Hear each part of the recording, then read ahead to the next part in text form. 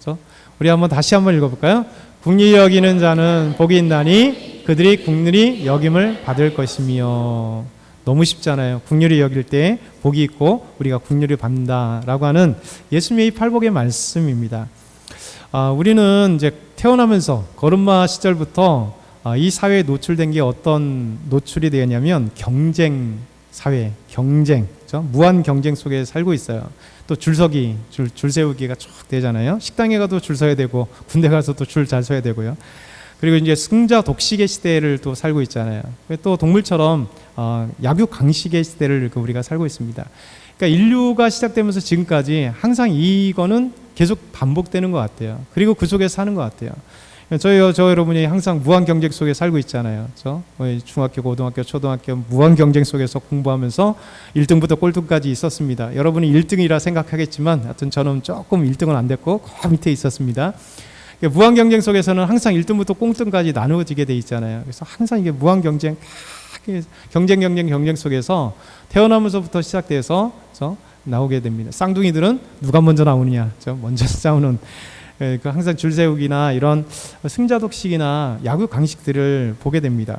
태조 왕건이라는 드라마에 이런 얘기가 있었다고 그래요. 왕건이 한 얘기입니다. 왕건이 하는 얘기가, 궁예가 하는 얘기가 이런 얘기입니다. 강자가 약자를 취하는 것은 생존의 본능이라고 하였소이다.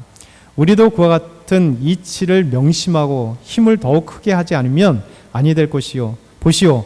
천년만년을 갈 것 같던 저 당나라도 바람 앞에 들뿌리 올시다.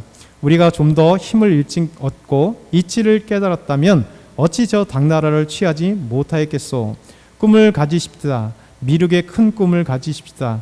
그리하여 저 중원 대륙을 우리가 살아서 우리 땅으로 만들어 보십시다. 이런 내용이 있는 거예요. 그러니까 우리 시대와 동일하잖아요. 항상 뭐냐면 강자가 약자를 짓밟는 것 당연한 거다. 우리는 이제 그렇게 생각을 하잖아요. 항상 강자 우선주의잖아요. 약자는 항상 강자에게 짓밟히고 강자에게 빼앗기고 강자의 배에 살아남기 위해서 겨우 이렇게 힘들게 살아가는 것이 예나 지금이나 동일한 시대인 것 같아요. 영화 몰락이라는 곳에서 그곳에서도 이런 얘기합니다. 방공호에서 히틀러의 가장 중요한 충실했던 부하가 괴멜스라고 하는 사람이 있잖아요. 이 괴멜스하고 히틀러가 이런 얘기를 하는 것이 있었습니다. 히틀러가 얘기합니다. 삶은 나약함을 용서하지 않아. 소위 자비로움이란 교조주의적 헛소리지. 동정은 영원한 원죄야. 약자들에게 동정을 느낀다는 건 자연의 섭리를 거스르는 것이지. 얼마나 무서운 얘기예요. 그래서 약자들을 그냥 괴롭히는 건 당연하다는 거예요. 약자를 짓밟는 것은 당연하다. 만약에 강자가 약자를 좀 자비롭게 대하는 것은 자연 섭리를 어기는 거다. 이런 생각을 합니다. 그때 이제 괴멜스가 장단을 맞춰서 이런 얘기를 합니다. 오직 강자만이 약자들을 몰살시키고 승리할 수 있는 것이죠. 이렇게 얘기하죠. 이게 사실 히틀러나 괴멜스만의 이야기가 아니고 궁예만의 이야기가 아니고 역사를 초월해서 저와 여러분이 지금 살고 있는 2025년에도 이 강자, 독식 사회에 살고 있는 거잖아요. 약육 강식은 끊임없이 우리 사회에 살고 있는 겁니다. 그런데 이제 이런 어떤 약육 강식이나 줄 세우기라든가 아니면 무한 경쟁 사회 속에 살고 있는 것이 우리인데 우리가 이런 어떤 경쟁 속에 살고 있다 보니까 사실 부정적인 폐해를 너무 경험하게 되죠. 우리는 다 승자가 아니잖아요. 다 강자가 아니잖아요. 강자도 강자 위에 또 강자가 있잖아요. 그래서 우리는 항상 끊임없이 이런 경쟁사회 속에 강자가 되고 싶은 마음들을 갖고 있지만 그럼에도 불구하고 강자가 된다는 것은 약자가 생긴다는 거잖아요. 그렇죠? 1등이 있다는 것은 2등이 있고 또 쭉 보면 꼴등이 있다는 것이잖아요. 그러니까 항상 이런 경쟁사회라든가 승자독식, 야구 강식에는 그런 폐해가 존재하기 때문에 그 폐해에 의해서 우리는 너무나 힘들고 고통받고 눈물 흘리는 사람들이 많다는 것이죠. 그럼에도 불구하고 우리가 왜 약자를 이렇게 짓밟는가? 이 강자였을 때 그 이익을 알기 때문이에요. 강자였을 때 그 기쁨을 알기 때문에. 2등을 눌러야 1등이 되는 거잖아요. 다른 사람들에게 피해를 줘야 엄청난 돈을 갖는 거잖아요. 이게 바로 범죄이잖아요. 요즘에 가장 무서운 뉴스가 뭡니까? 캄보디아 이런 어떤 내용이잖아요. 젊은이들이 돈 많이 준다고 가서 뻔히 왜 돈을 많이 줄까요? 범죄에 이용되기 때문에 돈 많이 주는 것 같은데 좀만 생각해 보면 좀 이해하면 뛰어들지 않겠는데, 어찌됐든 간에 범죄에 이용당하는 사람은 뭡니까? 이런 어떤 무엇인가 남들에게 있어서 피해를 주는 거잖아요. 그러니까 모든 것들이 범죄에 이용되거나 사람을 괴롭히는 것은 사람들에게 무엇인가 착취하는 강자 같은 사기꾼들이든 아니면 강자 같은 힘을 갖고 있던 이런 속에서 살고 있는 것입니다. 그래서 이렇게 경쟁사회, 강자 독식의 사회, 승자 독식의 사회, 약육강식의 사회, 이런 사회에 우리가 살고 있는데, 그럼에도 불구하고 우리는 항상 알고 있습니다. 인간의 본연에서는 하나님께서 우리 사람을 창조하실 때요, 하나님이 자기 형상과 모양대로 지으셨기 때문에요, 인간은 자연스럽게 아름다움을 소망하게 돼 있어요. 사랑을 소망하게 돼 있어요. 정말 이 약자들에 대한 배려의 마음들이나 사랑의 마음들이나 긍휼의 마음들이 우리 안에 자연스럽게 하나님께서 지으실 때부터 하나님의 마음들을 우리에게 주셨기 때문에 아무리 이런 사회일지라도 약자들을 생각할 수 있는 아름다운 마음인 것 같아요. 그래서 이런 시대에, 또 지금 이 시대에 더 필요한 게 예수님의 마음이 아닐까, 그렇죠? 하나님의 마음이 아닐까. 그게 바로 오늘 말씀이에요. 그래서 예수님께서 이 시대에 가장 필요하고 그러나 잘 안 되는 이 말씀을 우리에게 요구하십니다. 마태복음 5장 7절 다시 한번 읽어볼게요. 시작. 긍휼히 여기는 자는 복이 있나니 그들이 긍휼히 여김을 받을 것이며. 아멘. 7절에 긍휼이라고 하는 단어는 헬라어예요. 엘레몬이라는 단어입니다. 다른 말로 하면 자비라는 말로 번역이 될 수 있는데요. 영어를 보게 되면 앞에 긍휼이 형용사로 나오고 뒤에 명사로 나오는데요. 그래서 merciful이라고 합니다. mercy, 이렇게 긍휼히 여김을 받을 때는 merciful, 그래서 자비로운이라는 뜻으로 형용사로 나오고요. 그 뒤에 긍휼히 여김을 받는다, 긍휼을 명사로 mercy라고 이렇게 나옵니다. 그래서 결국 이 긍휼이라는 것은 자비라고 하는 뜻으로 번역될 수 있습니다. 그래서 이 자비나 긍휼이 성경에서 우리에게 말씀하신 게 뭐냐, 자비나 긍휼은 이런 뜻들을 갖고 있겠죠. 단지 이제 어려운 처지에 있는 사람들 동정하는 것, 이게 이제 보통 긍휼이나 자비라고 생각할 수 있는데, 성경은 여기서 더 아름답게 나아가요. 그러니까 우리에게 단순하게 어려운 사람들, 약자들, 힘든 사람들에 대해서 아유 참 불쌍하다, 또 아니면 가련하다, 아니면 그냥 동정의 마음을 갖고 있는 이런 게 긍휼이 아닙니다. 성경에서 우리에게 긍휼함이란 어떤 것이냐면 동병상련의 마음이에요. 그래서 서로 그 마음을 알아가는 거예요. 하나님의 마음이고 예수님의 마음이세요. 여러분, 가장 동병상련이 누굴까요? 예수님이세요. 예수님. 히브리서 4장 15절에는 이렇게 말씀하고 계세요. 한번 같이 읽겠습니다. 우리에게 있는 대제사장은 우리의 연약함을 동정하지 못하실 리가 아니요 모든 일에 우리와 똑같이 시험을 받으신 이시로되 죄는 없으시니라. 예수님은 대제사장으로 이 땅에 오셨습니다. 그래서 우리의 연약함을 동정이란 말이 조금 느낌이, 어감이 좀 부정적인데요, 그렇진 않습니다. 우리 예수님께서 우리에게 정말 동정하신다는 거예요. 우리를 이해하신다는 거예요. 우리를 사랑하신다는 거예요. 왜 그러냐면 우리 주님은 우리와 똑같이 시험을 받으시는데, 그 예수님은 하나님이셨잖아요. 우리 하나님이시잖아요. 그리고 하나님의 아들이십니다. 그럼에도 불구하고 하나님이시고 하나님의 아들이신 예수님께서 이 땅에 우리를 구원하기 위해서 완전한 인간으로 또 오셨어요. 그래서 인간으로 33년을 사셨습니다. 그러면서 인간으로서 삶을 살아가는데 하나님이시라고 인간의 배고픔을 못 느끼셨을까요? 완전한 인간으로 오셨기 때문에 예수님은 배고픔도 아셨고요, 예수님은 힘든 것도 아셨고요, 친구 관계에 또 때로는 예수님은 친구 관계뿐만 아니라 사역 가운데도 왕따를 당하셨잖아요. 사람들의 왕따를 당합니다. 사두개인들, 바리새인들에 의해서 계속 트집잡기, 또 왕따 당하고, 또 시기와 질투의 그 대상이 되고요. 그러니까 예수님은 또 제자들에게 나중에 십자가 앞에서 완전 철저한 배신을 당했잖아요. 그렇죠? 그리고 예수님은요, 더 나아가서 가룟 유다에 의해서 돈으로, 노예값으로 팔리는 이 수치를 당했어요. 또 십자가에서는요, 가시관으로 머리에 쓰게 되는 그 처참한 고통, 피 흘리며 또 십자가에서 못 박혀 죽는, 그리고 인간처럼 죽는 이 모든 것들을 경험하신 분이 예수님이세요. 그렇다는 건 뭐예요? 예수님이 하나님이시기 때문에 우리 모든 것을 다 하세요. 그럼에도 불구하고 예수님이 이 땅에 오셔서 완전한 인간으로 오셔서 동병상련의 마음을 갖고 있다는 거예요. 그러니까 여러분이 하나님께 기도하며 예수님께 나갈 때요, 예수님은 나의 모든 것을 알고 계시다는 것을 철저히 이해하셔야 돼요. 그러면 하나님이 내가 고통당하고 내가 힘들어하고 어려움다는 것, 우리 주님 너무 잘 아시기 때문에 우리에게 정말 놀라운 은혜와 사랑과 기쁨을 주신다는 거예요.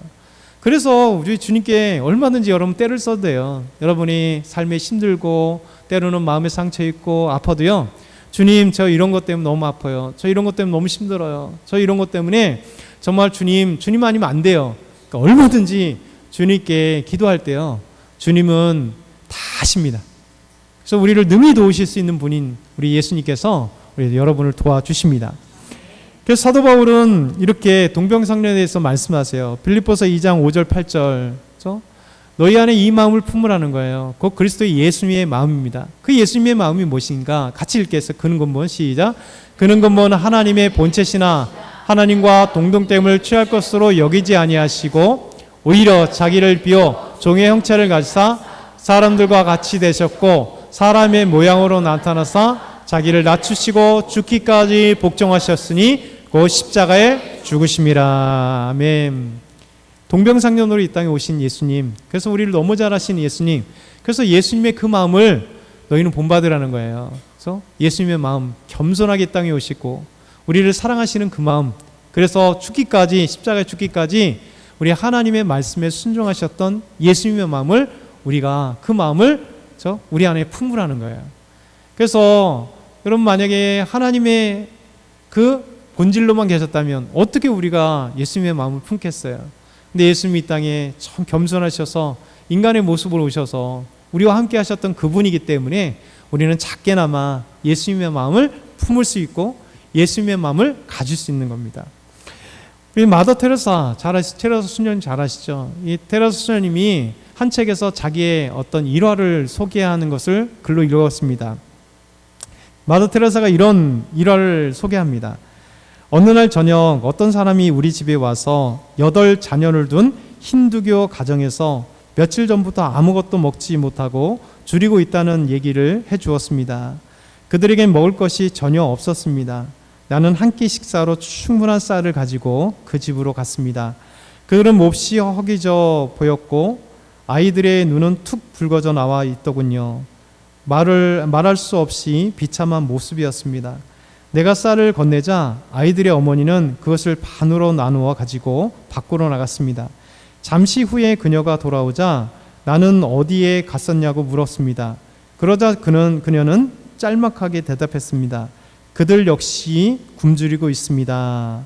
그들이란 식구가 같은 옆집 이슬람 교인들이었습니다. 그 어머니는 굶주림이 어떤 것인지 알고 있었습니다. 또한 자신의 쌀을 나누어 줄 수 있는 용기와 사랑을 가지고 있었습니다. 그리고 자기도 어려운 처지에 있으면서 얼마 되지 않지만 가진 것을 이웃과 함께 나누는 것이 행복이라는 것을 그녀는 알고 있었습니다. 나는 그 어머니의 행복을 손상시키지 않기 위해서 그날 저녁에 쌀을 더 가지고 가지 않았습니다. 대신 다음 날 조금 더 가지고 갔습니다. 그러니까 마더 테레사 수녀님이 그 일상에서 인도에서 겪은 아름다운 이야기예요. 비록 종교를 초월하지만 힌두교인 이 가난한 아무것도 먹지 못한 8명의 아이를 둔 그 식구가 자기들 한 끼 먹을 쌀을 가져갔는데 보통 먹어버릴 거잖아요. 그런데도 불구하고 옆집에 있는 또 이슬람 이 가정에 자기들과 같이 아이들이 많은 그 가정에 거기도 굶고 있다는 사실을 알고 자기들의 굶주림을 잠깐 반을 나눠서 그 분들에게 나눠줬다. 참 아름다운 거잖아요. 이런 게 국률입니다. 우리 하나님의 말씀 속에 종교는 다르지만 국률이란 정말 함께 나눌 수 있는 사랑, 이것이 바로 자비요 국률이라고 얘기하는 것이죠. 구약 성경에 보면 하나님의 국률의 마음, 저 자비의 마음, 사랑의 마음이 정말 곳곳에 묻어 있어요. 그 대표적인 말씀이 출애굽기 22장 21절에서 27절 말씀이에요. 이스라엘 백성들이 출애굽한 다음에 이스라엘 백성들 향한 하나님의 마음을 그들이 삶 속에 실현하라고 말씀하세요. 이렇게 얘기합니다. 너는 이방 나그네를 압제하지 말며 그들을 학대하지 말아라. 이 얼마나 멋있습니까? 보통 약자들을 학대하기 쉽고 약자들을 압제하기 쉽습니다. 근데 이방 나그네들을 압제하지 말고 그들을 학대하지 마라. 왜냐하면 너희들도 애굽 땅에서 나그네였었다. 그래서 애굽 땅에서 너희들도, 이집트에서 너희들도 이방 나그네로서 얼마나 학대받았고 너희들이 압제를 당했느냐. 과거를 기억하라는 거예요. 그렇죠? 개구리, 올챙이 개구리적 시절을 생각하는 거예요. 그 우리가 옛적들을 잘 생각하지 않잖아요. 가난했던 시절을 배부르면 잘 잃어버리기 쉽습니다. 연약했던 시절을 권력 잡고 나면 잃어버리기 쉬워요. 근데 하나님 뭐라고 얘기하시냐면 너희가 애굽에서, 이집트에서 종되었던 시절, 나그네였던 시절, 압제받고 학대됐던 그 시절을 기억해라. 너희가 그때가 있었다. 그렇기 때문에 너희들은 이방인들, 나그네를 압제하지 말고 학대하지 말라. 그러면서 뭐라고 했냐면 너는 고아나 과부를 해롭게 하지 말라. 이렇게 얘기합니다. 만약에 고아나 과부들, 가장 연약하고 힘든 사람의 대표예요. 가장 가난한 사람, 힘없는 사람들의 대표가 고아와 과부들입니다. 이 사람들을 해롭게 하면 하나님이 뭐라고 하냐면 내가 만약 그들을 해롭게 함으로 그들이 내게, 그래서 그들이 하나님 저를 괴롭게 하고 해롭게 하는 분이 있습니다. 하나님께 기도하면요, 하나님이 그들의 부르짖음을 반드시 듣겠다는 거예요. 그 다음 절 한번 읽어보겠습니다. 그 다음 시작. 나의 노가 맹렬함으로 내가 칼로 너희를 죽이리니 너희의 아내는 과부가 되고 너희 자녀는 고아가 되리라. 내가 만일 너희와 함께한 내 백성 중에서 가난한 자들에게 돈을 구워주면 너는 그들에게 채권자 같이 하지 말며 이자를 받지 말 것이며. 거기까지. 저 얼마나 멋있습니까? 고아와 과부를 학대하고 압제하고 힘들게 하면, 그들이 기도하면요, 하나님이 오히려 그 압제하고 힘들게 했던 사람들에게 맹렬한 진노를 베푼대요. 그래서 너희들의 아내가 오히려 과부가 되고 너희들의 아이들이 고아가 되리라. 얼마나 무서운 하나님의 책망이에요. 더 나아가서 이렇게 압제하고 약자들을 압제하고 힘들게 하지 말아라 말씀하시면서 동시에 우리가 사는 삶 속에서 고리대금에 되게 문제가 있어요. 사체가 얼마나 사람들을 고통스럽게 만들고 신체 포기각서를 쓰게 만들고 때로는 성매매로 넘어가게 만들고 어디로 팔려가서 이런 것들이 얼마나 많아요.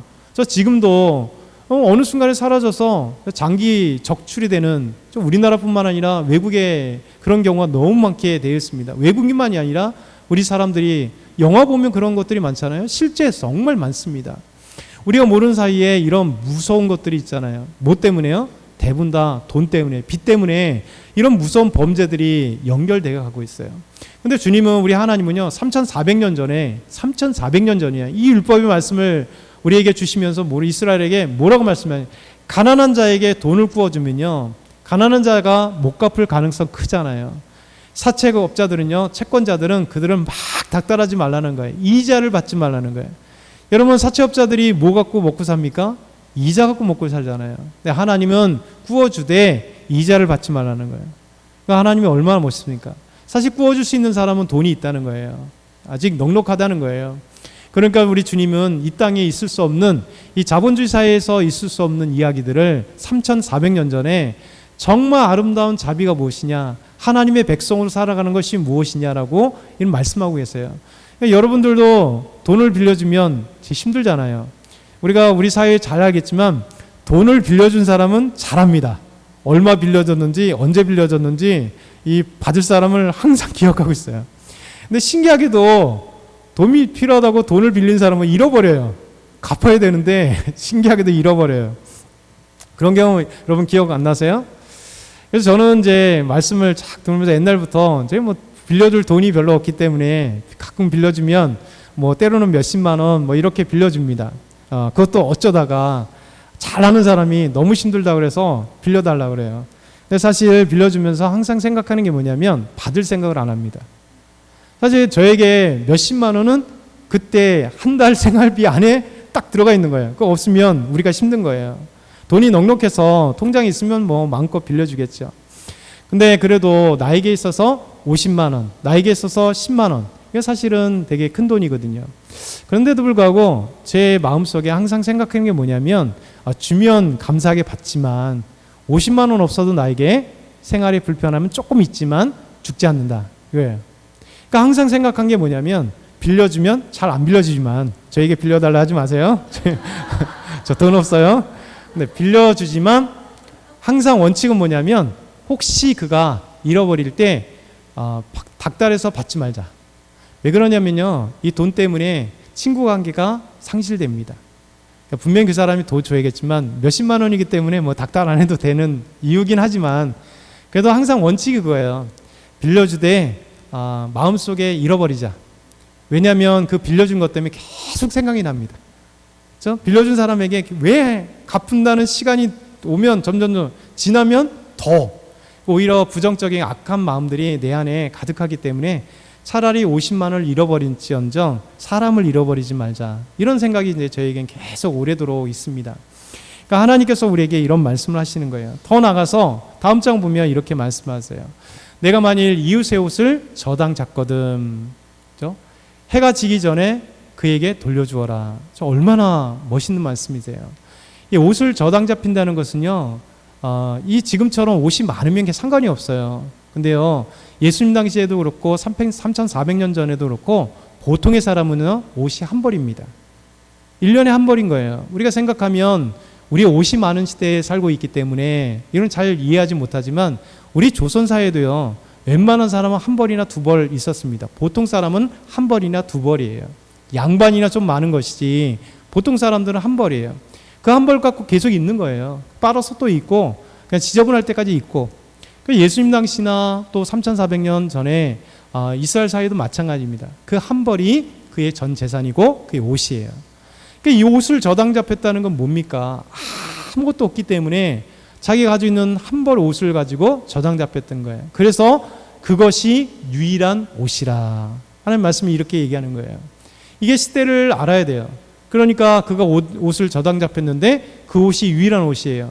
그가 알몸을 가릴 옷인즉 그가 무엇을 입고 자겠느냐. 그가 내게 부르짖으면 내가 들으리니 나는 자비로운 자임이니라. 하나님은 자비하신 분이에요. 그래서 우리가 옷을 저당 잡혔다면 그 저당 잡힌 옷, 이 옷이 당시에는요, 예수님 당시도 그렇고 고대도 그렇고 다 똑같아요. 옷이 한 벌이면서 이 옷이 일상복이기도 하고요, 잠옷이기도 해요. 그리고 이불이 되는 거예요. 이불이 따로 있는 게 아니에요. 그냥 그 옷으로 그냥 이불 삼아서 자는 거고요. 그 이불로 그냥 사회 밖에 나가서 외출복으로도 일상복으로도 삼고 그것이 잠옷으로 이렇게 지냈던 거예요. 유일한 옷이라고 말씀하세요. 이것이 일상생활에 우리 주님께서 우리 하나님이 주신 놀라운 메시지잖아요.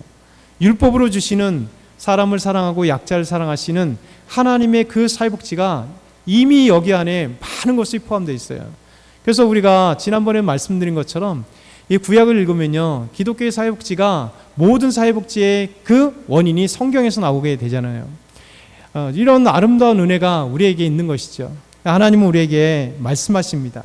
너희들도 아름다운 국률의 삶을 살아라. 우리는 부족하고 있지만 이 시대가 아무리 약육강식의 시대이고 줄서기 시대이고 그리고 우리가 경쟁 사회 속에 살면서 짓밟는 자가 승리한다고 생각할지 모르지만 영원히 변하지 말아야 될 게 뭐냐면 국률이라는 거예요. 국률. 잘 보시면 6절까지 말씀, 팔복의 말씀이 앞에까지는요, 다 자기들의 이야기들입니다. 심령이 가난한 자는 복이 있다라고 말씀하세요. 애통하는 자는 복이 있다 말씀하세요. 또 온유한 자는 복이 있다 말씀하세요. 의에 줄이고 목마른 자는 복이 있다. 뭡니까? 내가 심령이 가난하고 내가 애통하고 내가 온유하고 내가 의에 줄이고 목마른 자예요. 놀랍게 국률부터는 완전히 다르집니다. 이제 국률은 뭐냐면, 국률이라고 하는 건 대상과 대상의 문제이잖아요. 그러니까 이제 국률이 여기는 자예요. 지금까지는 나 중심으로 살았고 나에게 은혜를 베풀어 주십시오, 국률이 여겨 주십시오가 아니라 심령이 가난합니다, 애통합니다, 의에 줄이고 목마릅니다, 온유하, 이게 나였지만 이제 국률 이후부터는 어떻게 되냐면 상대방을 향하여 더 점진적인 거예요. 하나님의 복을 받고 은혜를 받았던 사람은 이제는 국률을 주시는 하나님만이 아니라 내가 먼저 국률이 여기는 자, 그 다음에도 뭡니까? 마음이 청결한 자, 힘, 그 다음에 화평하게 하는 자, 피스메이커가 되라는 거예요. 이것이 좀 더 확정적인 하나님 팔복의 말씀이세요. 우리 주님께서 말씀하십니다. 마지막으로 마태복음 18장에는 놀라운 말씀이 있어요. 마태복음 18장의 말씀 보면 베드로가 예수님께 이런 얘기를 해요. 용서에 대해서 말씀하시면서 21절에 보면 주여 형제가 내게 죄를 범하면 몇 번이나 용서하여 주리이까? 7번까지 하리이까? 이런 말씀이 있어요. 그럼 당시에 7번은 상상을 초월하는 말씀이에요. 원래 용서는 한 번 해줘야 됩니다. 최고로 많이 해주면 3번까지. 당시에 랍비들의 해석에 보면 사람들이 가장 용서를 많이 할 수 있는 최대 한계가 3번이었습니다. 그러니까 베드로는 더 담대한 시대를 초월하는 말씀을 예수님께 이야기한 거예요. 예수님, 저희가 용서를 몇 번까지 해줍니까? 그래도 저 서당계 3년이면 풍요를 얻는다고 예수님이 지금 3년 따라다니면 적어도 예수님의 마음을 베드로도 갖는 거잖아요. 그래서 얘기를 한 거예요. 물어본 거예요.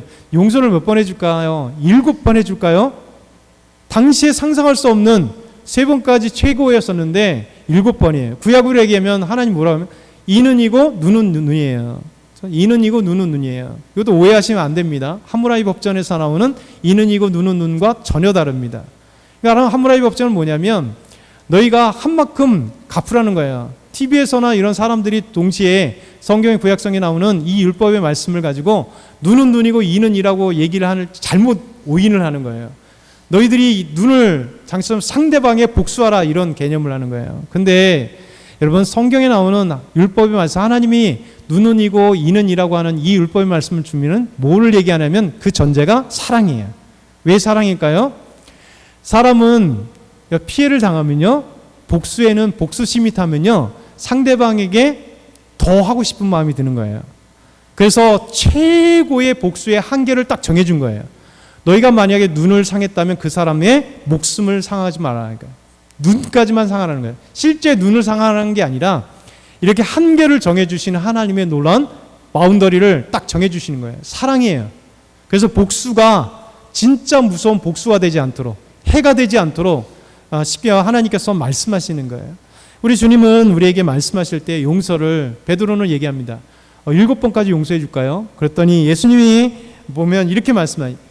7번뿐만 아니라 7번을 70번까지 해라. 77, 49잖아요. 저 490번. 이게 무엇일까요? 당시에는 상상할 수 없고 그 다음에 생각해 보지 못한 단순하게 490번을 용서해 주라는 게 아니라 영원히 용서해 주라는 거예요. 믿음의 사람들은 여기에 작업인 거예요. 우리 주님께서 우리를 죄 용서해 주셨는데 이 죄 용서가 7번에 70번 정도 아니잖아요. 우린 죽을 수밖에 없는 자들이었고 멸망할 밖에 없는 자들이었고 어떤 용서도 예수님 아니면 해결될 수 없는 죽음의 죄의 문제를 예수님께서 십자가에 대신하여 우리를 용서하시고 우리를 구원하신 거예요. 그 용서함을 받은 사람들은 진정한 용서가 우리 안에 있어야 된다는 거예요. 용서의 삶을 살라는 거예요. 그러면서 예수님은요 이 용서의 비유에서 천국 얘기를 갑자기 나옵니다. 그러면서 이렇게 얘기해요. 용서가 어떤 거냐, 국률이 어떤 것이냐 말씀하실 때요. 천국은 종들과 결산을 하던 어떤 인구 같다. 이렇게 말씀하면서 이 비유를 얘기합니다. 결산할 때 1만 달란트 빚을 진 자가 있다. 1만 달란트는 이게 상상 속의 돈입니다. 왜냐하면 1달란트는 약 34kg예요. 34kg. 그럼 생각해 보세요. 금 34kg가 얼마냐? 어제 이제 찾아보니까 금 1g이 22만 1,000원이에요. 그러니까 옛날에 한 돈이 보통 여러분이 5만 원 막 이렇게 3만 원 살던 시대에 이제 80만 원이 넘어가는 거예요. 3,700g이니까 이 엄청난 돈이 되는 거예요. 그러니까 생각해 보세요. 34kg 곱하기 만 하면 9g으로 하면 어제 계산해 보니까 대충 이제 머릿속으로 생각하세요. 어제 계산해 보니까 얼마 전에 75조, 약 75조. 그러니까 어떤 임금이 어떤 사람에게 75조, 1만 달란트 빚진 자가 있었습니다. 이 75조 빚진 사람이 이제 빚을 갚으라고 이야기합니다. 근데 이 사람이 주인에게 와서 떨렁 엎드리면서 이런 얘기를 합니다. 제가 주인에게 갚을 수 없습니다. 야, 너 갚을 수 없으면 내 몸과 자식들을 다 소유를 팔아서 갚아라. 이렇게 얘기했더니 그가 그냥 덥석없석해서 이 주인에게 얘기합니다. 주인님, 제가 저를 불쌍히 여겨주세요. 제가 갚을 길이 없습니다. 제 빚을 좀 탕감해 주십시오. 라고 했을 때 그 종이 이렇게 보면 불쌍히 여겨서 이 주인이요 1만 달란트를 빚진 자 약 75조라고 하는 빚을 진 자에게 불쌍히 여겨서 그 빚을 탕감해 주었어요. 이 탕감받은 이 종이 이제 밖으로 나갑니다. 한참 길을 가고 있는데 자기에게 100데나리온의 빚을 진 사람. 1데나리온은 노동자 하루 품삯입니다. 요즘 노동자가 하도 천차만별이니까 15만 원으로 정합시다. 30만 원 받는 분도 있고 그러는데 15만 원으로 생각하면 100일이면 1,500만 원 정도 맞죠? 1,500만 원 되나요? 1,500만 원 됩니다. 여러분 75조의 빚을 탕감받은 자가 길 나가다 자기에게 100데나리온 한 1,500만 원 정도의 빚을 진 사람을 만났어요. 그 만나고 나서 그에게 얘기합니다. 야, 목자를 잡고 돈 내놔. 너 돈 내놓지 않으면 너 안 돼. 아니 주인님, 제가 갚을 길이 없습니다. 제 돈 좀 어떻게 불쌍히 여겨주세요 했더니 이 100데나리온의 그러니까 만 달란트의 빚을 탕감받은 이자가 100데나리온의 빚을 진 이 사람을 감옥에 가두어서 빚 내놓을 때까지 너 여기 있어. 이 사람들이 이 얘기를 임금에게 가서 전하는 거예요. 그 전하면서 이야기합니다. 그때 임금이 화가 났어요. 아니 1만 달란트 75조라고 하는 어마어마한 돈을 탕감해 줬는데 단 1,500만 원의 빚을 진 사람을 용서해 줄 수 없다니 그러면서 이야기합니다. 그를 불러다가 악한 종아, 내가 빌기에 내가 내 빚을 전부 탕감해 주었거늘 내가 너를 불쌍히 여긴 것 같이 너도 내 동료를 불쌍히 여김이 마땅하지 아니하냐. 그러면서 주인이 노하여 그 빚을 다 갚도록 그를 옥졸들에게 넘기니라. 너희가 각각 마음으로부터 형제를 용서하지 아니하면 너희 하늘 아버지께서도 너희에게 이와 같이 하시리라. 이렇게 말씀하고 있어요. 여러분 우리가 구원이라는 엄청난 1만 달란트보다 더한 여러분 빚을 탕감받은 거예요. 죄의 빚을 탕감받은 거예요. 예수님 십자가에 죽으심으로써. 근데 우리는 이 세상에서 작은 건 용서하지 못할 때가 많잖아요. 이를 바닥바닥 갈면서 여러분의 학창시절에 있었던 그 원수 같은 그 기억도 아직까지 생각하면서 친구를 생각하면 눈이 반짝반짝해요. 그때 사건을 기억하면 막 이렇게 욕이 나오잖아요. 그렇죠? 여러분 우리 젊은 시절이 몇 년 전에 다 그런 게 있잖아요.